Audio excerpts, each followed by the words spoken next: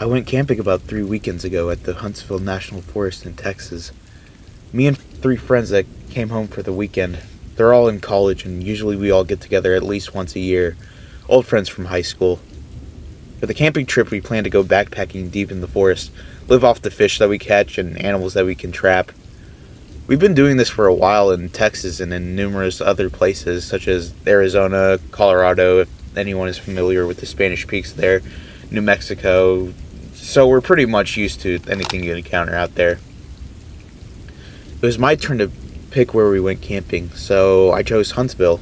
More accurately, it's Huntsville, New Waverly. So we drive up there, park our car on the camping park spot, and start walking off into the forest. We had some laughs along the way. Everyone was catching up with each other's lives. We walked until it started to get dark and set up our camp where we stopped. Everyone gathered wood to make a fire, and we set up our tent up. And we do what we always do. Try and scare each other with weird stories. Around this time, we started to smell something very faint. It was noticeable, but not overbearing. We couldn't put our finger on what it was, so we just carried on. Mike had to go piss, and he walked off into the forest. A second later, he came running back, piss all down his jeans like he missed really bad. Immediately, we all cracked up and threw some jokes at him. Then we noticed he was white as snow and trying to catch his breath. He starts screaming for us to follow him and runs off. We all get serious and go follow him, not knowing what the problem was. We start to hear a faint scream and crying in the distance, in the direction we were running. It was pitch black away from the camp, and Mike had the only flashlight. We left ours at the camp, and he had his from his trip taking a piss. So at this stage, we didn't have much choice but to follow the light, which was frantically pointing here and there in front of him. The scream gets closer, and Mike starts to slow down. We then notice a ratty old cabin that looked like it was abandoned, except for a faint light that we could see from one of the old mildew-covered windows. The crying was intense. Whoever it was couldn't breathe enough to let out a full yell. We all followed Mike up to the front door, and we could all hear the crying from inside. As soon as he knocked on the door, it stopped. We all waited and heard really loud footsteps walking fast to the door. There was a giant slam against the door and the sound of a bolt unlocking. Then nothing. We waited for a bit, knocked a few more times, but still nothing happened. We walked around the house. There was no fucking way any of us were leaving each other's side, and noticed a window which was a good ways up. Alex took a deep breath and asked us to give him a boost so he can see inside. Me and Mike lifted him up to the window, and we watched him brush away dirt and webs from the window and placed his face close by to the window to try and see something. There was a quick beat, then suddenly he breathed in fast and let out a loud scream. Then he fell back from the window, screaming bloody murder the whole way. We all tried to calm him down, but he was hysterical. We went to him and he started to shake, punch, kick, cuss, you name it, and then took off to the camp. None of us wanted to be separated, so we all ran close behind him. We caught up with him and grabbed him and set him down. Fire was dying out, so I grabbed some nearby wood and we collected and put it into the fire. My hands were shaking and I had to do something. I went back to Alex and we all tried to calm him down. He wouldn't, and he kept screaming and was breathing so hard that he eventually fainted. All of us are terrified now, and we all kept the fire high until sunrise. Periodically, Alex kept waking up, screaming just like before. By sunrise, he was up and looked catatonic, just mumbling to himself and whimpering. Me and Mike decided to go look at the cabin now that it was daylight. We searched where we thought it was, except there was nothing there. Nothing at all. The indistinct smell from last night had grown into a very strong smell of something dead, something stale. We headed back to the camping site. When we got there, we found Alex had chewed into the sides of his face and swallowed so much blood that he was throwing up. John was at his back, and he looked like he was about to die from exhaustion. I guess we all looked that way. I just didn't notice until I saw his face. Alex said quietly that we needed to leave. Now. We all started to pack up the tent. It started to rain really heavily. It was about noon. The sky started to grow really dark. Alex started to go into a panic. He went and grabbed a large stick and yelled at us to leave and leave now, or else he'd knock us out and drag us out of there himself. Mike started to yell at him, and they started to fight.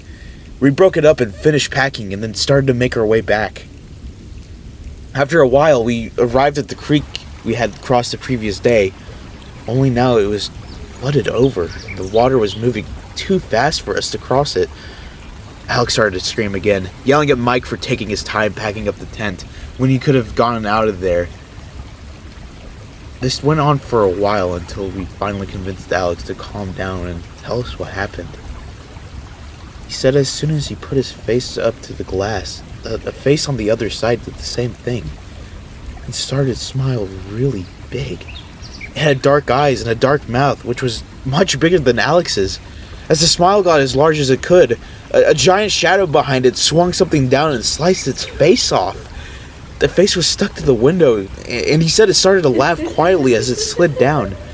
Mike, still pissed off, and though he wouldn't admit it, he began to get really freaked out. He started to argue with him again. We eventually started to follow the creek for a way to cross. We then started to see toys floating in the creek. Really old toys, like old Barbie dolls and baby dolls. This wasn't like any old trash floating in the creek, though.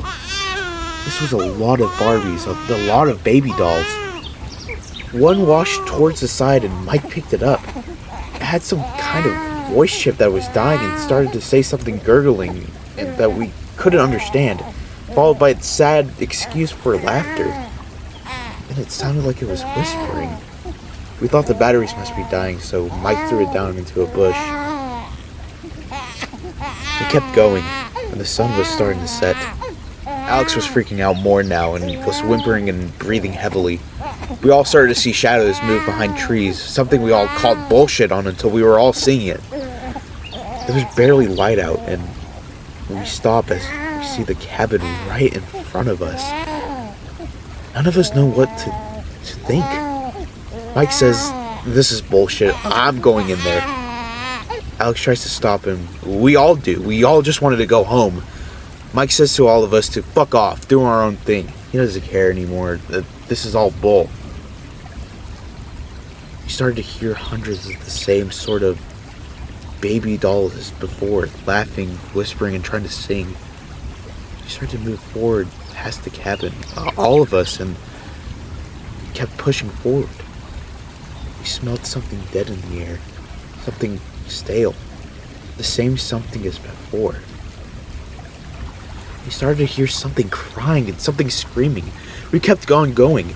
We eventually crossed the creek and left the woods, and we got back to our vehicle and got in. It was pitch black at this point, and we drive. We're about to get on the 45 to Houston, but the road is under construction and can't be accessed. It points to a detour. As we head towards the detour, it seems to be small, but the road that was leading into it was a bumpy dirt road that was going into the forest. We then see a young girl come up to us. She looked like she was in trouble, young and pretty. She approaches the passenger side door and she looks like she was really drugged up or beaten up. Alex doesn't roll down the windows, nor does he open the door. She reaches for the handle and he immediately locks it. She puts her face onto the window and starts to smile really big. We all floor it. Alex starts to cry and scream, and we are all breathing heavily now. We finally cut on a street that takes us to the 45, and we take it the whole way. When we get back to my apartment, everyone doesn't know what to say, and we all break apart and go our separate ways. Mike messages me later and says he is going to go back. I try to convince him not to, and all he does is say that it was in our minds and that it was screwing with us. I think he just wanted to prove to himself he wasn't scared. I smell that stench everywhere now. I don't go out anymore. I just stay and I don't answer the door. Last week, everyone I met was acting really strange. People that I knew for a long time and total strangers. My own dad. When I went to his place to eat supper with him, he just watched me strangely. When I was sitting down, He didn't say a word the whole time. I kept asking him what's wrong, and he just slowly shook his head. When I was leaving to go home, I turned to wave, and he had black eyes and an open mouth like he was in pain. When I started to walk back, he shut the door and bolted it. I stayed there knocking and knocking. Nothing.